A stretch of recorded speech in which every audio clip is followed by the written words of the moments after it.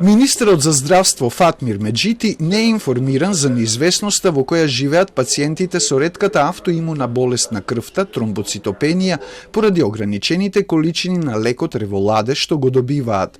На денешниот брифинг на нашето прашање дали може тој да иницира законски измени за забрзување на тендерските процедури за набавка на лекови за ретки болести, поврзано со случајот со лекот за тромбоцитопенија, министерот кажа дека нема проблеми со медикаментите кои ги прима оваа група пациенти. Ве уверувам дека нема таков проблем со некој лек што се однесува за ретките болести. Ова не се мислам, не знам од каде информациите, но ја немам вакви информации и нема ваков проблем.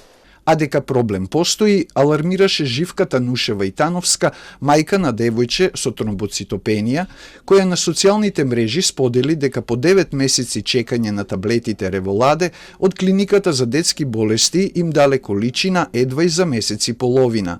Па Итановска напиша дека одамна изгубила надеж во системот.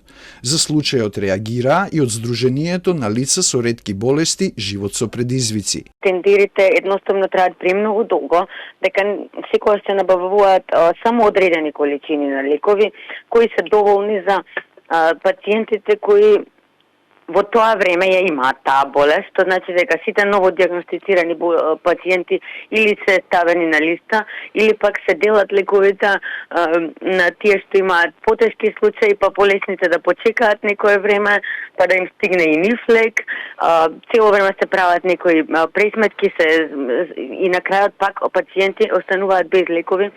Од Сдруженијето се револтирани што не е направена поголема набавка на Револаде, но и поради најава дека во новата позитивна листа на лекови што се подготвува, законски нема да влезат медикаменти за лицата со ретки болести.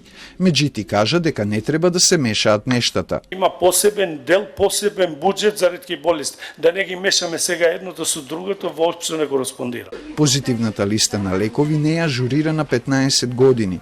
Сега се работи на системско решение за нејзино изготвување, без било какво влијание од позиција на функција, што ќе значи 2 пати годишно дополнување на листата во април и во октомври, кажа министерот. А за случајот со недоволната количина на лекот Револаде, директорката на детската клиника Фустик ни одговори дека се работи за скап лек за кој од Фондот за здравство добиле условен буџет само за 20 пациенти.